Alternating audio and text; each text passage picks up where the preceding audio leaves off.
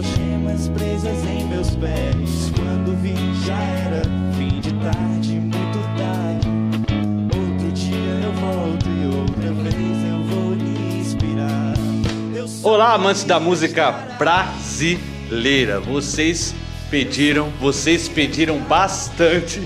E hoje a gente não vai fazer um vídeo sobre os Selvagens à Procura de Lei, não. A gente vai entrevistar os Selvagens à Procura de Lei aqui no canal Musicália, galera. Se apresentei, galera. Tudo bem com vocês, mano? Beleza. Quem quer apresentar a banda? Quem que é que apresenta a banda? Sou Nicolas Magalhães, Rafael Martins, Gabriel Aragão, Caio Evangelista. Isso aí. Os Selvagens à Procura de Lei. A gente estava conversando aqui antes e eu falei que eu vou fazer uma pergunta. Vou iniciar com uma pergunta que vocês nunca responderam, não é? Por que Selvagens à Procura de Lei? Isso aí é realmente... Mas assim, Selvagens, sei lá, eu fazia direito na época e já gostava muito do nome Selvagens, pensava em ter banda e se eu tivesse, gostaria que fosse Selvagens. Mas tinha uma aula de um professor de sociologia, que ele meio que falou a frase assim, dizendo que todos os alunos ali a gente estava na faculdade para poder estudar as leis, né, em busca da ordem e tal, e era aula de sociologia, então deu o mote para virar Selvagens à Procura de Lei. E esse mesmo professor, eu acabei conhecendo o Rafa também na faculdade, através desse cara, então a gente se conheceu assim. E a banda, como que a banda toda se encontrou? Na época a gente era vizinho, eu e o Nicolas, e a gente já tocava junto, assim, no salão de festa, infernizando a vida dos vizinhos. Então, ele tocava bateria, ficava na guitarra lá, tentando tirar já a música autoral do começo. Do outro lado tem o Caio e o Rafa, aí também se conhecem há muito tempo. Isso, a gente estudou junto bem novo, assim, já. Aí depois, mais pra frente, já começamos a tocar junto. E foi até então, depois teve essa junção, assim. E aí terminou virando isso aqui que você tá vendo agora. Você sabe que eu falei minha vida inteira, Selvagens à Procura da Lei. É de lei. Há muito tempo eu falei. Tem uma galera que confunde. Confunde bastante, não é? Depois, Selvagens, se eu não me engano, tem uma banda, não tem? Selvagens. Ou Selvagens. Ou Selvagens. Acho que é antiga. É uma coisa meio 60, Jovem Guarda, coisa assim. Jovem Guarda. Coisa meio... Exato. Então você, como bons grupos... A formação nunca mudou? A gente gosta de contar a história a partir de 2010, né? Que a gente realmente estava com essa busca, que é muito difícil realmente você encontrar os membros da banda e tal. Mas a gente passou assim por formações diferentes, mas que gravamos alguns demos e tal, mas a história mesmo a gente sente foi quando o Caio foi o último a entrar, chegou e fechou essa formação. Fechou a porta. Fechou a porta. Fechou a porta ali, a tampa. Os EPs, né? Vocês começaram, ó, independente, né? Quando a gente nesse mercado independente sabe como pena, como sofre, como é difícil. E em Fortaleza, lá, o cenário muito distante daqui de São Paulo, né? Como é que era esse cenário no período? Vocês lembram do cenário do rock lá em Fortaleza no período? Sim. Era muito hardcore que estava rolando na época, assim. Era mais hardcore? Absurdamente muito hardcore, e acho que muito apreciado pelas bandas daqui de São Paulo também. Então acho que quando a gente surgiu e começou a lançar as primeiras músicas, primeiro EP, por exemplo, eu acho que era diferente, assim, porque a gente, nas músicas, os temas das letras já citava Fortaleza, por exemplo. Campo Cafundó, né? Isso. A gente cantava com esse sotaque carregadão e tal. Não era hardcore, mas era bem a onda do novo rock que estava surgindo na época, Strokes e tal, esse tipo de coisa. Acho que era a época do emo, né? Era o final desse hardcore, já tava indo. Muito que tocava na MTV também, né? Sim. Lá, já foi no final dessa época aí dos emos e tal. E lá em Fortaleza tinha muita festa, quase todas as festas assim que tinha banda, que tocava pra uma galera mais jovem, era sempre banda cover, né? Então o circuito era muito esse, assim, os locais que dava muita gente para assistir alguma banda era quando era uma banda cover.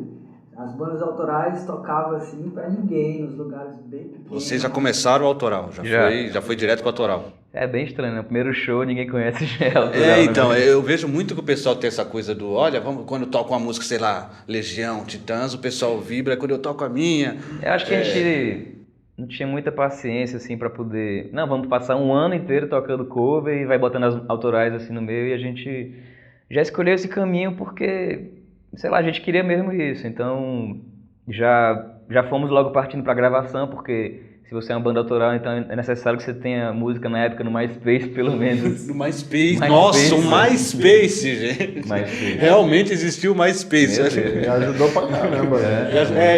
E era mais de circuito de música mesmo. MySpace, tinha o palco MP3 também, né? O palco MP3. Que era do Ainda tem, Cifra né? Club.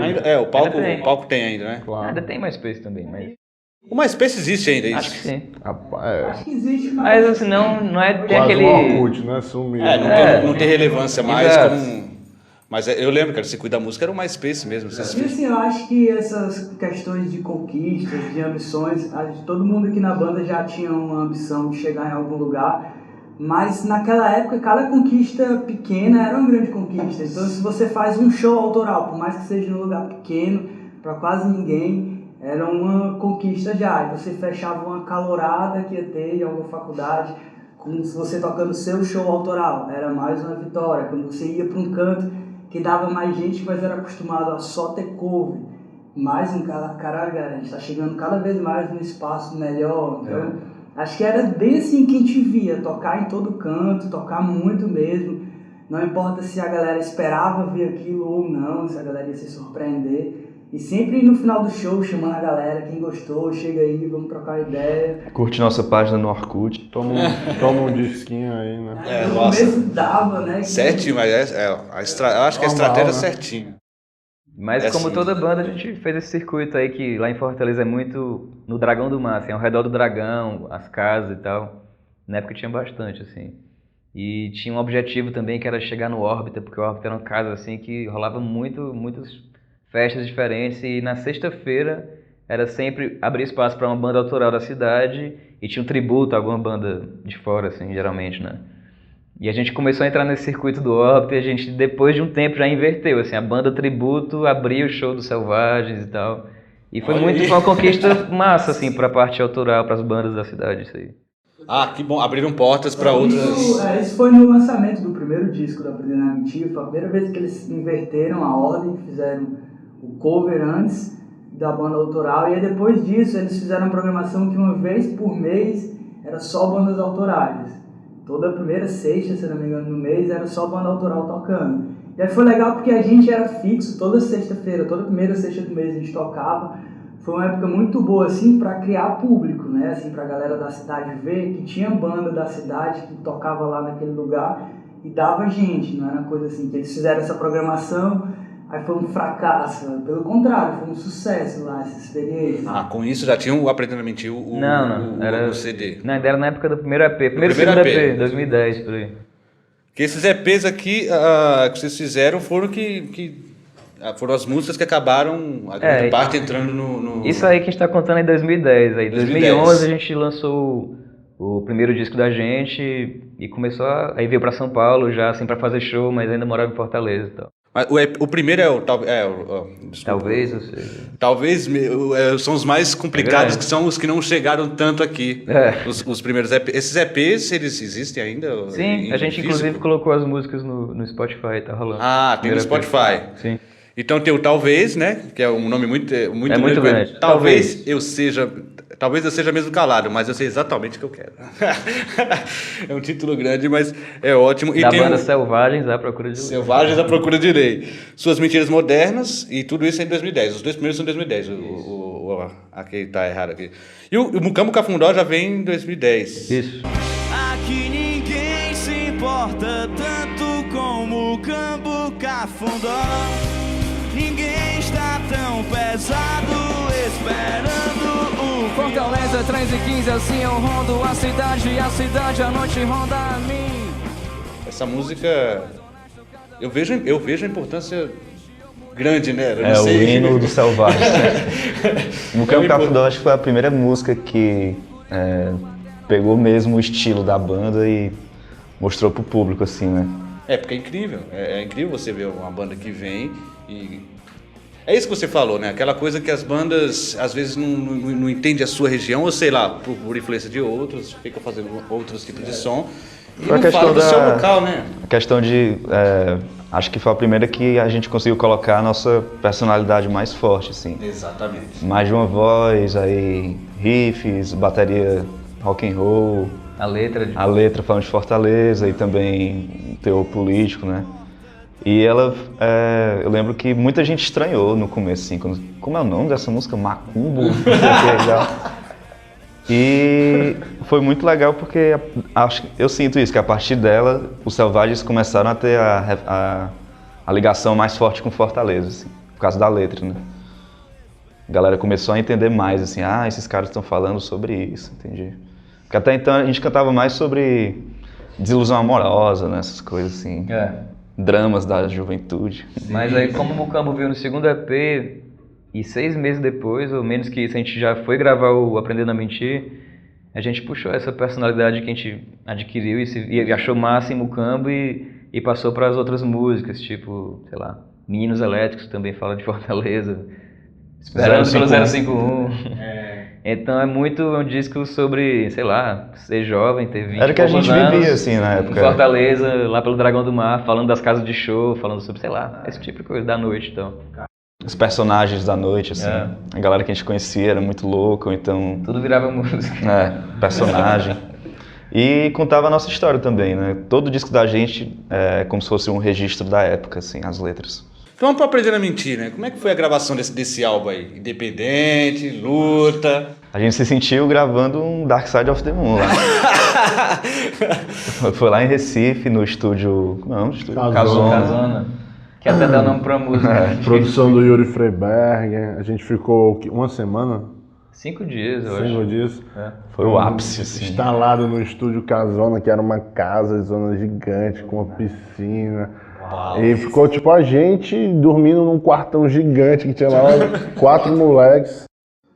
E com uma galera muito louca do Uma galera estúdio. muito diferente, a galera que morava lá no estúdio, uma galera bem alternativa assim, DJs, a galera que trabalhava na noite. E inclusive tem um amigo nosso, que é grande amigo nosso até hoje, que voltou para Recife, morou um tempo em São Paulo e me mandou uma mensagem ontem, mandou para mim, pro Nicão. Pra mim também. Mandou pra ti, morto de feliz porque eu vi o Selvagens tocando na rádio lá em Recife.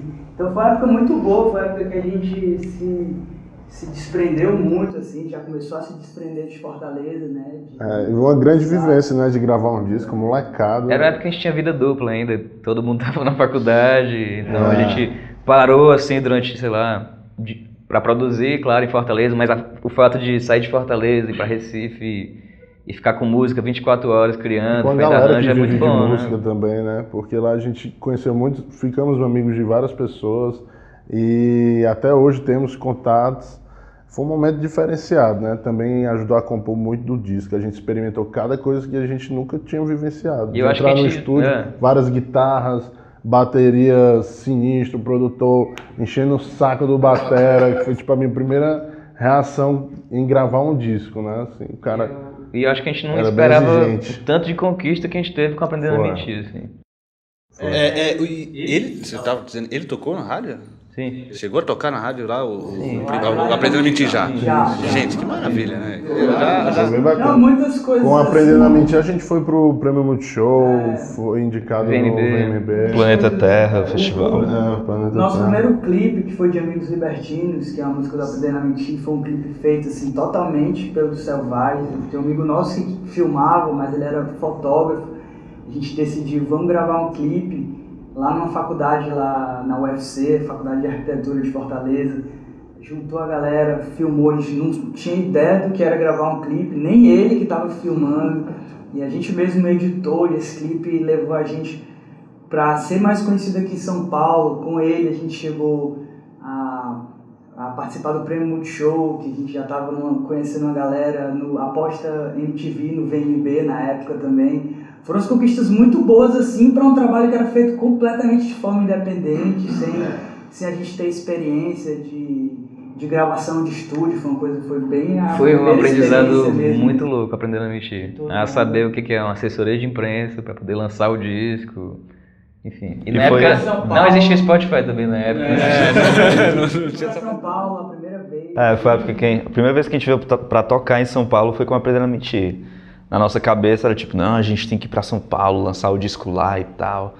E realmente a gente foi, mas primeiro show da banda aqui, né? Não foi, Não foi aquele como lá, sucesso todo, mas a gente fincou os pés e, como o Gabriel falou, já foi atrás de assessoria de imprensa, foi bater na porta da MTV pra Mas lançar o ele chegou clipe. bem, né? Chegou ficando os pés na Augusta. Tinha um... E nesse dia que a gente tocou, eu lembro que o festival era Selvagens, Johnny Hooker, Vivendo do Ócio, Nossa. Maglory, Vanguard, todo mundo começando, sabe? Nossa, e hoje é assim, né? Inclusive, um dia depois desse show, tu lembra que eu fui eu e tu, o Johnny Hooker e o Guilherme, que era o guitarra dele, assistir um programa da MTV do Criolo. Ah, foi mesmo. Na Brasa. Se você botar no YouTube, tem lá, gente. Na Brasa, eu fui Criolo na Brasa, também. aí tá nós 4 assim atrás, assistindo. É porque era próximo, né? O público era próximo do artista. Sim, Então foi tudo muito assim, caralho, a gente quer isso aqui, a gente quer se mudar pra São Paulo e a gente tem que se mudar. E ainda tinha essa dúvida, assim, vixe, como é que vai ser a gente, porra, chegar lá em São Paulo e várias bandas e não sei o quê, como é que a galera vai reagir com Selvagens, né? Mas foi muito legal, assim, a recepção foi muito mais do que a gente esperava, essas conquistas e tal, e eu acho que o fato da gente cantar com o nosso sotaque, tudo isso tornou a gente, foi um diferencial, assim, no meio das outras bandas, assim, de certa forma, É incrível. ficou uma coisa, sei lá, exótica, talvez, pro resto do Brasil, assim. Você sabe, e o segundo álbum que vocês gravam já é com uma grande gravadora, não é? Como A gente que não foi gravou isso? com a gravadora. Não gravou com eles? Não, a gente ainda Você gravou independente. Gravou independente, entregou material, É, pronto. Ah, foi assim. especial, né? Mas já foi São Paulo isso. foi em São Paulo. A gente Vocês ficaram meio assinou nômades, depois não foi? Uma coisa... Total. A gente dormiu um mês mudando de lugar A toda gente tem que semana, agradecer vários amigos paulistas aí por ter obrigado a gente. A gente Amigos ficou paulistas, tudo agradecido aqui, ó. A gente ficou na Baixo Augusta, Nossa. Perdizes, Além da Baixa Augusta, além onde o Demô também, Bela Vista. Bela Vista. A casa do Theo é onde? Vila Mariana, né? Não, ali. É a Praça da Árvore ali. Praça da Árvore, Planalto Paulista. Ali na casa do Gus também, Tudo que é amigos que a gente ia Vila conhecendo Nova Conceição. quando a gente foi gravar o segundo disco, né? No estúdio. É. Amigo do Uma Davi, loucura. que era o O produtor. segundo disco foi uma experiência completamente diferente, porque a gente já tinha vindo algumas vezes para São Paulo, mas era sempre com a passagem de volta, para passar 10 dias assim no máximo.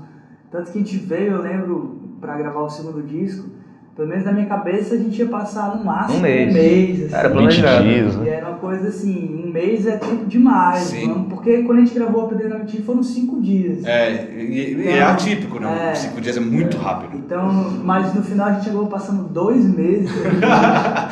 Um pouquinho mais do que esperava. O segundo disco foi tipo chutando o balde pra poder largar tudo e se mudar pra São Paulo e sei lá, e só viver de música mesmo. As assim. músicas do segundo vocês já tocavam ao vivo? Não, assim, Não. A gente fez uma turnê com Nada Surf. Foi muito legal, a gente tocou em Florianópolis, Rio de Janeiro, Curitiba. E nessa turnê a gente começou a tocar ao vivo pra testar e tal. Sim.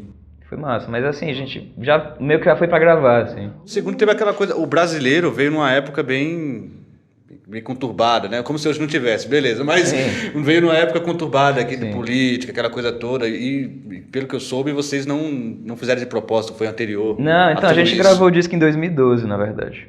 Metade de 2012, assim. Então, realmente não tinha como a gente prever que não tinha como 2013 ia prever que rolar o que rolou no E país. além né? disso, o segundo disco ele foi muito uma vontade mesmo da gente de chegar pro segundo disco, porque o produtor que gravou ele, quando a gente começou a conversar sobre fazer um trabalho junto, A gente conheceu ele no Planeta Terra, tocando Aprendendo a Mentir. Aprendendo a Mentir. Então Que a ele gente veio em gostava 2011, muito da Aprendendo a Mentir, 12. ele achava um disco que tinha uma sonoridade boa, assim, era um som que ele se identificou. Esse disco aqui. ele chamou- Ele tá aqui no nosso... Nem percebi agora Eu aqui. curti muito. E foi um disco que foi lançado de forma independente, a gente ainda em Fortaleza, então o alcance dele naquele momento em São Paulo e no resto do Brasil era muito limitado. Então na cabeça do Davi Corpus, que era o produtor que a gente fechou para gravar o segundo disco, ele tinha muito na ideia dele de Nossa, fazer demais. quase que uma regravação desse disco. Ele queria regravar É. mais da metade desse disco. A gente chegou a gravar outras versões de Jamboga, de já morreu. Doce Amargo, a gente gravou. Mocamba, tanto que foi, entrou- encheu tanto o saco que ele entrou no disco. Não, o Camba acabou E a gente entrando já no fato. tava, não, vamos gravar outra coisa, isso aí já tá gravado, produção. A gente queria já- Tinha muita música nova, né? A gente queria testar outra vibe, né? Que é o que tá no disco, assim, de acabou mais ficando, psicodélico, O brasileiro mais acabou entrando piano, nas músicas no últimas piano, também, sei né? lá. As músicas com piano, nesse tem informação já O com Nicolas piano, cantando né? também. O Nico cantando, que até eu tava falando que vozeirão, né? Daqui a pouco entrou uma voz lá, Todo mundo assim? perguntou na época se era participação especial. e tal. trovãozão lá. Eu falei, nossa, o Pois Nico é, cantando e aí, já, velho. Isso foi o segundo disco, foi muito bom. O brasileiro, como o Nicolas falou, quase não entrava no disco. Porque tava tudo. O Davi tinha a ideia dele que era ir pro. O Davi não curtia muito não, brasileiro. Assim, tá bom. A gente acabava assim, não era esse que você queria ouvir afinal? Aí terminava aí a música. Aí ele, tá bom, eu gravo, mas toca o refrão de novo aí, né, pra fechar a música. Desculpe se a letra está ficando difícil. É que eu nunca treinei para fazer comício. Nasci e me criei em Fortaleza. Não tenho e nem faço questão da vossa nobreza. Não tenho e nem faço questão da vossa nobreza. Porque eu sou brasileiro. Meu ano só começa quando eu passo fevereiro. Aí meio que foi os últimos momentos de estúdio que a gente teve, a gente gravou o brasileiro. Era meio arrepiado. Não sei nem tem clique essa música, assim, acho que foi até ao vivo a gravação quase. Foi no cacete mesmo. Tem uma uma característica nas músicas de vocês, né? Que é uma coisa que eu imagino, você fica tentando imaginar um interlocutor, a pessoa que está recebendo aquelas mensagens, nunca fica muito claro. E isso é muito enriquecedor, eu acredito, para vocês. Tem uma, o Senhor Coronel. Já rodou os quatro cantos da terra, mas hoje vive no escuro de uma caverna. Porque lá é o seu lugar, lá é o seu quartel. Não é mesmo, Senhor Coronel? Esse Senhor Coronel que envelheceu, é uma figura em decadência. Mas naquela época, hoje em dia não, né? Isso é muito estranho. Naquela época parecia uma coisa tão distante assim do Brasil. Pô, falar isso da ditadura militar. Na época era tipo assim, pô, fala de um tempo tão antigo que já passou, que não vai mais voltar. E hoje o Brasil a gente tá mais perto do que quando a gente grava a música. Exatamente. Isso é muito doido. É isso que eu tava falando. Me perguntaram recentemente qual é o papel da música na redemocratização. É exatamente esse. É muito louco. Não deixar a gente esquecer que, entendeu? E eu acho que o Senhor Verdade. Coronel faz muito isso, né?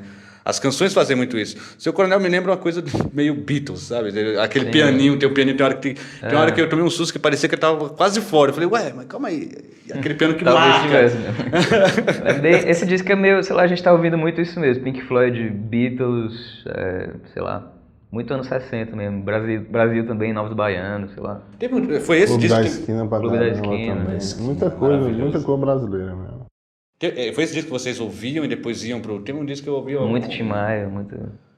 Vocês ouviam a música e iam pra a gente- produzir? Não sei, Acho que na nossa casa moravam os quatro juntos e ainda tinha um estúdio, então tipo... Não, mas isso é o pra praieiro. Nessa época a gente tava sim, ensaiando verdade. muito em Já tô Fortaleza. pulando Foi um a- disco que, assim, depois que a gente voltou do Planeta Terra, que foi, se eu não me engano, em novembro, começo de dezembro no máximo de 2011, a gente já começou a ensaiar pesado essas músicas novas. Então foi uma época que a gente estava muito junto mesmo, ouvindo música direto em Fortaleza e ensaiando muito. Acho que foi um disco que a gente ensaiou muito lá no estúdio. E quando a gente veio gravar o disco, esse pula-pula de casa que a gente fez, era sempre os quatro juntos, né? Então eu ficava escutando música também direto, assim.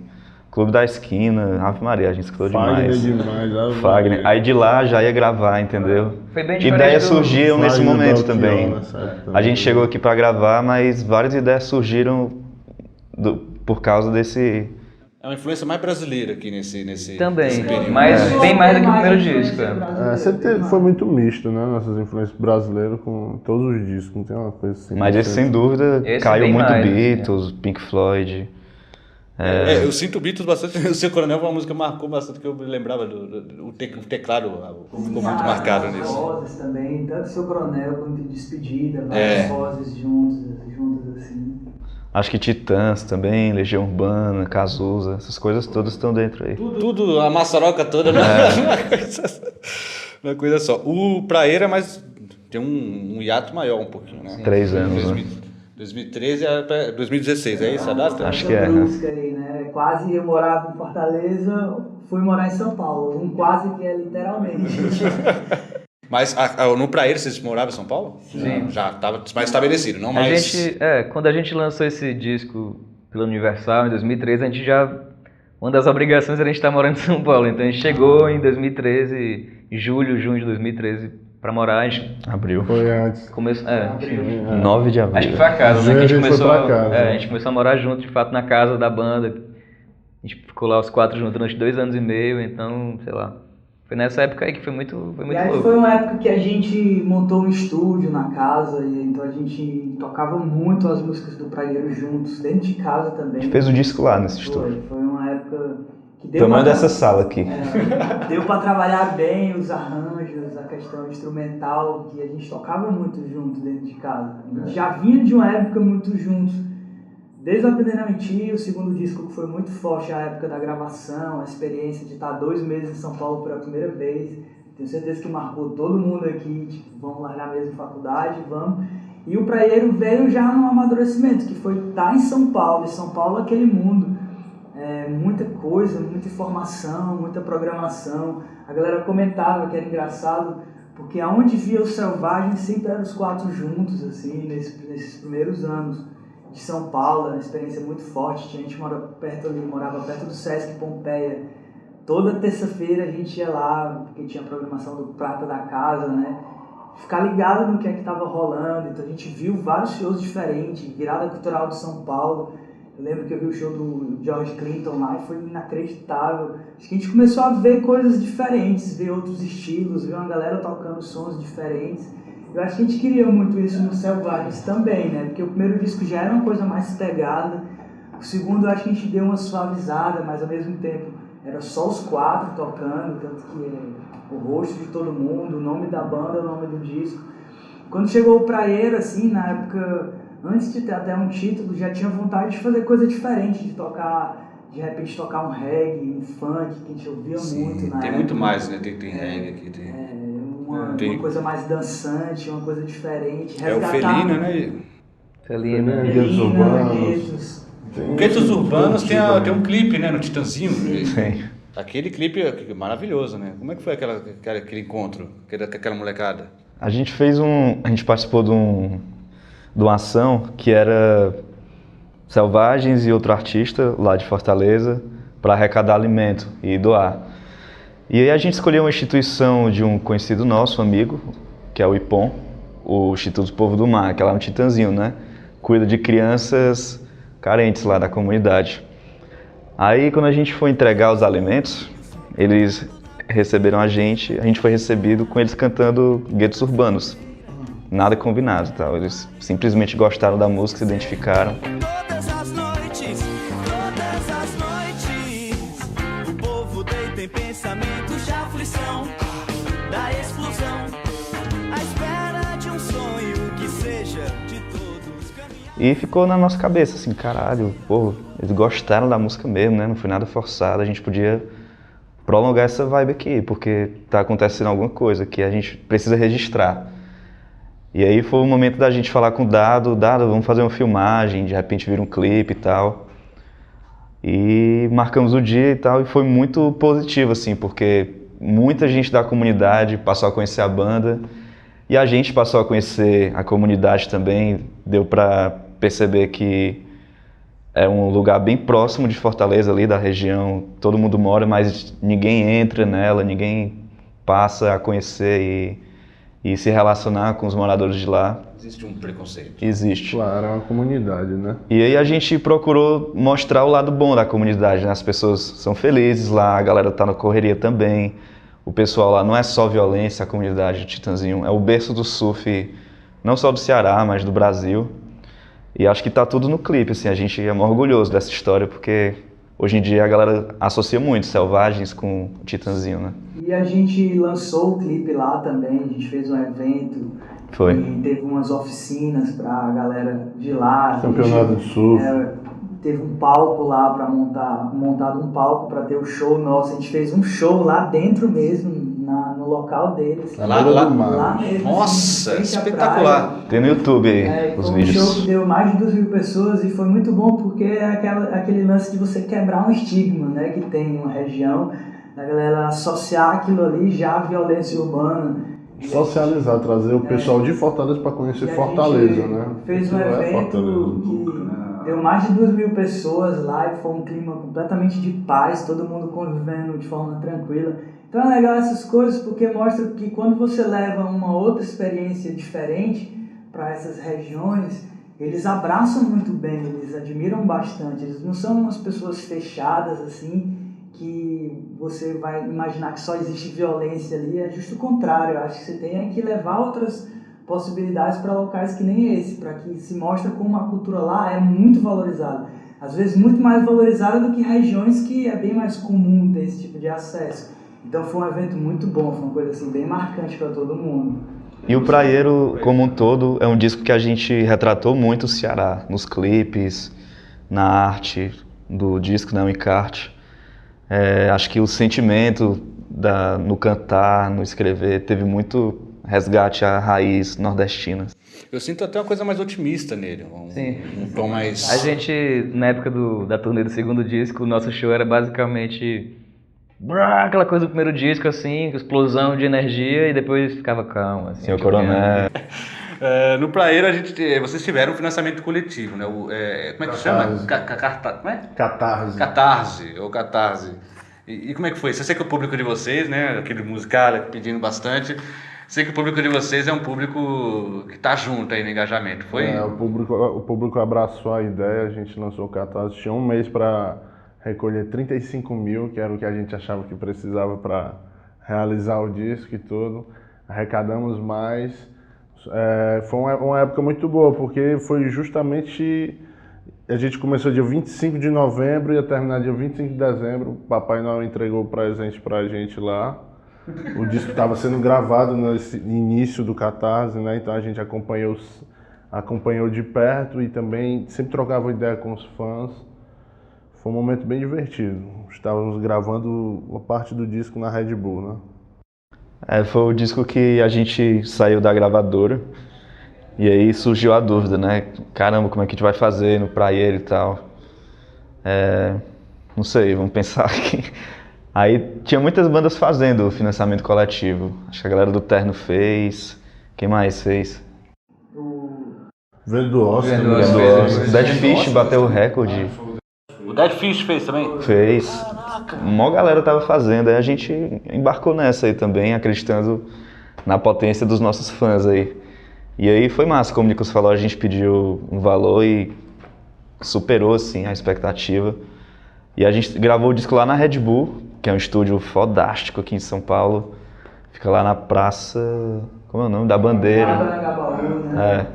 Então todo dia a gente ia pra lá, centrão, ficava no Red Bull Station. E nos intervalos da gravação a gente ficava lá em cima, quem conhece o estúdio da Red Bull sabe que tem uma laje lá em cima. E a galera fica desopilando lá, conversando. E recebendo visitas também, porque é um lugar aberto. Passou muita gente na gravação do Praieiro. Tanto amigo quanto a galera que a gente não conhecia pessoalmente, mas... Ia lá pra visitar o ambiente, né? Que é sinistro. O Genesi passou lá, Flora Matos. Uma galera, músico assim também. E foi massa, foi um disco que a gente contou com a participação de muitos músicos convidados, né? Galera que participou lá do processo da gravação e a gente convidava às vezes na hora, assim, ei, quer botar uma gaita aí? Aí o cara botava. Porque a gente iniciou a gravação desse disco fazendo um workshop lá de produção. Então era o nosso produtor e mais uma galera que trabalha com produção musical em São Paulo. Então gravamos 3 músicas em 3 dias e foi um clima animal, porque a galera, o nosso produtor ia ensinando a galera, a gente estava lá na situação e todo mundo vinha com energia massa, assim, pô, o bicho vai gravar agora a sessão de bateria, vai nessa, vai ser massa.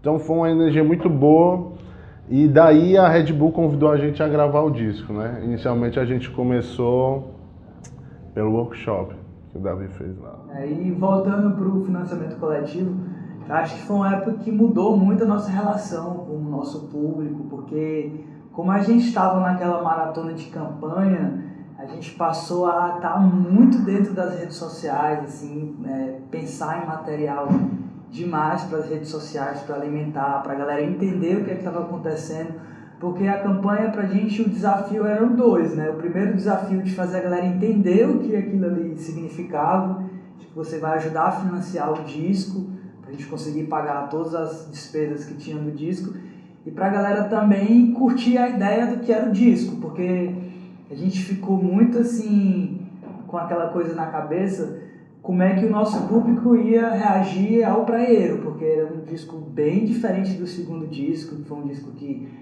fez a gente chegar onde a gente chegou, e eu lembro que as músicas que foram trabalhadas do segundo disco mais pesadas foram Brasileiro e Bucambo, que eram umas músicas mais rock and roll. Despedida também foi trabalhado, mas já foi mais pro final assim da turnê do segundo disco.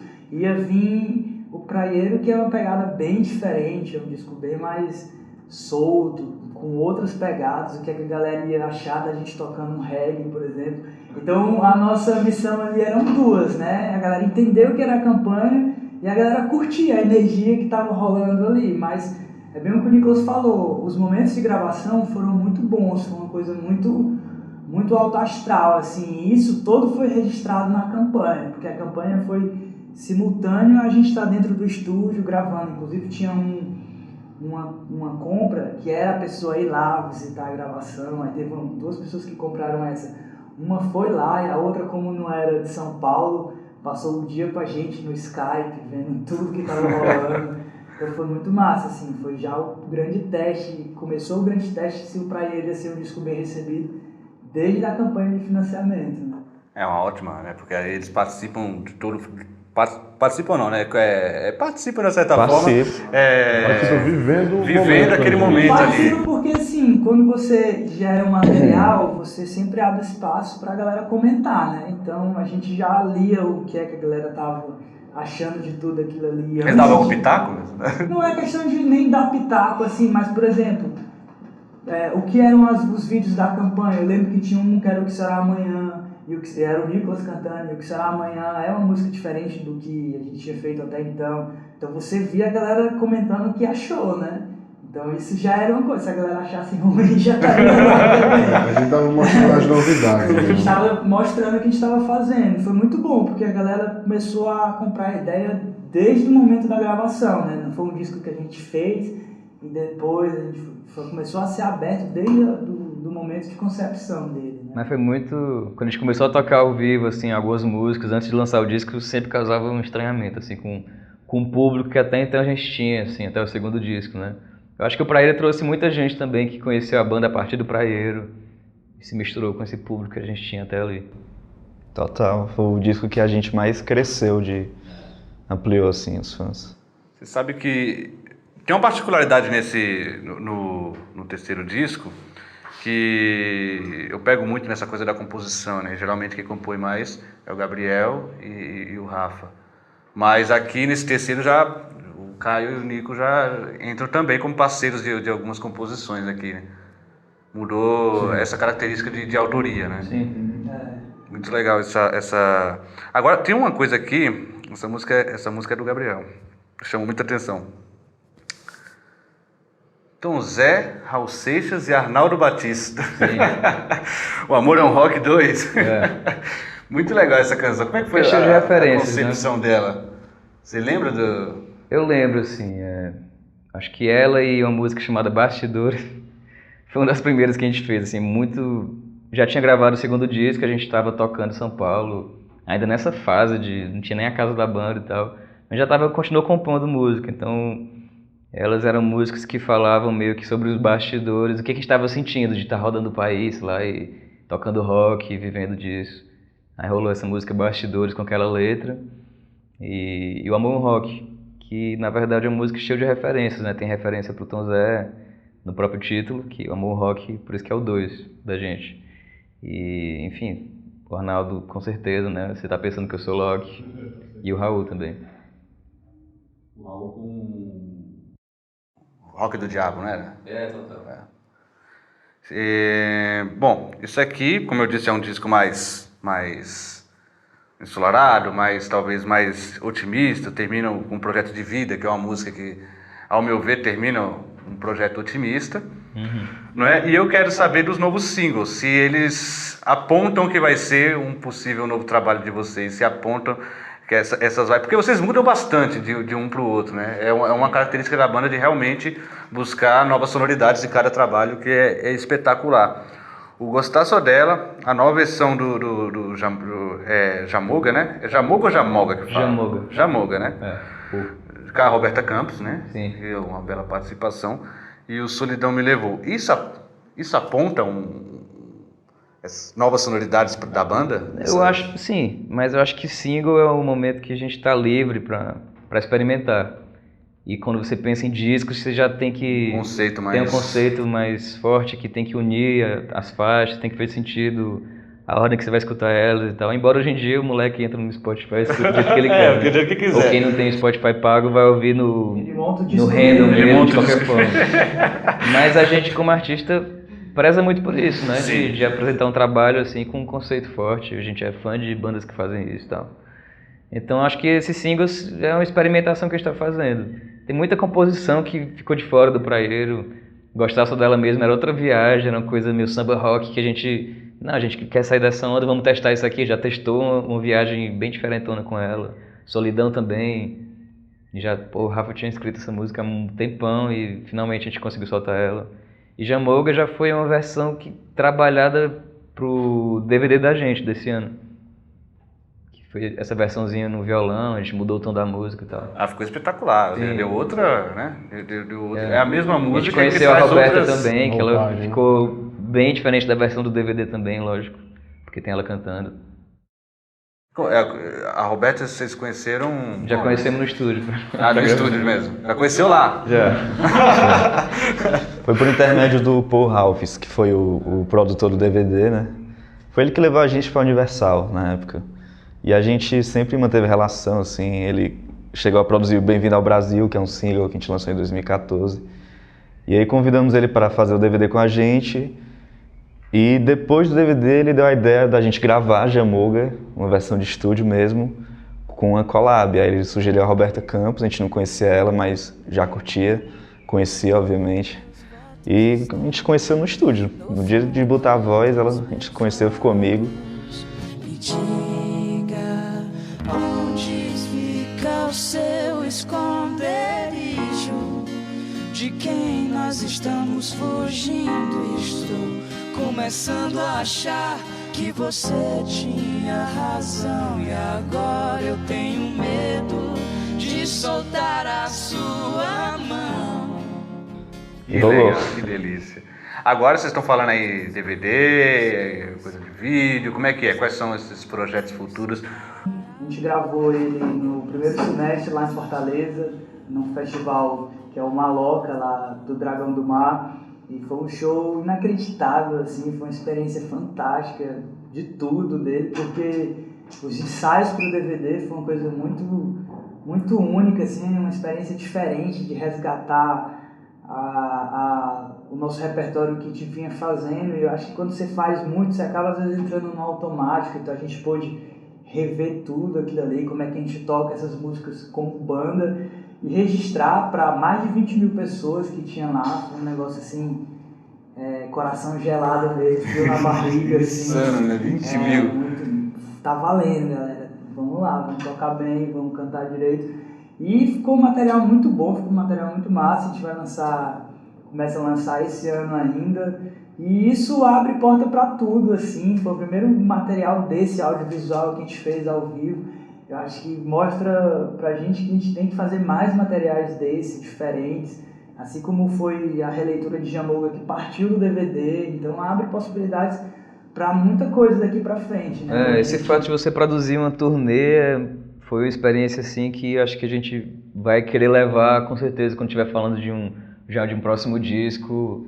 É importante depois sentar e produzir o que vai ser o show desse disco, para poder juntar também tudo que tem para trás, ou renovar alguma coisa, que nem a gente fez com o Jamoga, e fazer sentido nessa nova turnê.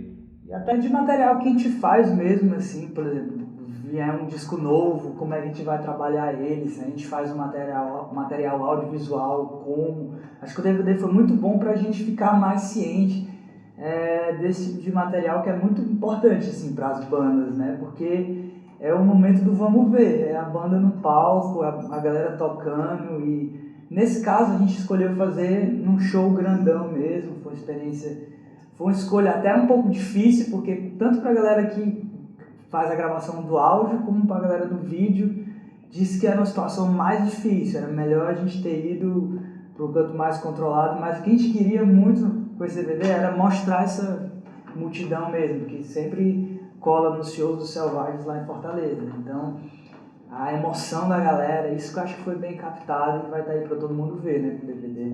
Pois é, vamos esperar isso aí.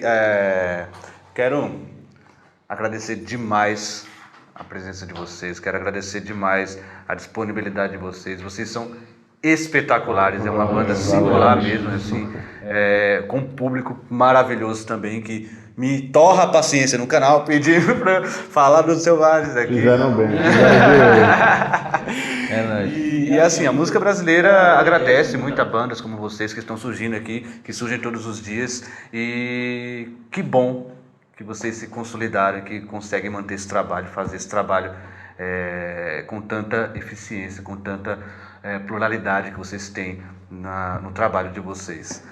Eu quero agradecer a todos vocês. Vocês têm alguma palavra para... A estrada é longa. A estrada é longa, a estrada é longuíssima. Então eu vou deixar no link na descrição, evidentemente, o canal dos meninos, que eles vão postar direto aqui os vídeos desse material, né? Pouco a pouco vai ser postado no canal deles, lá já aproveito para ouvir os discos lá. Eu quero também deixar o link da Praia de Titãzinho lá, Guetos Urbanos. do Guetos Urbanos. Como é que é o nome da... IPOM. Instituto Povo do Mar. Isso, vamos deixar também o link. Instituto Povo do Mar. Quem quiser fica ligado no nosso canal do YouTube também, se tu puder fazer uma referência lá, porque sai tudo lá em relação ao DVD, por exemplo, vai ter making off, vai ter o material todo falando do que foi o DVD, que é a nossa última experiência, mas lá você encontra de tudo, você encontra vídeos da época de todos os discos, assim, você encontra material bem legal dos Selvagens, tem tudo lá pra, se você depois de ver essa entrevista se interessou por alguma passagem, né? Vai lá no canal da gente que tu acha. Tá lá, primeiro link na descrição, tá bom? E muito obrigado, galera. Obrigado a todos vocês aqui do Musicalia e até a próxima no Musicalia Entrevista também.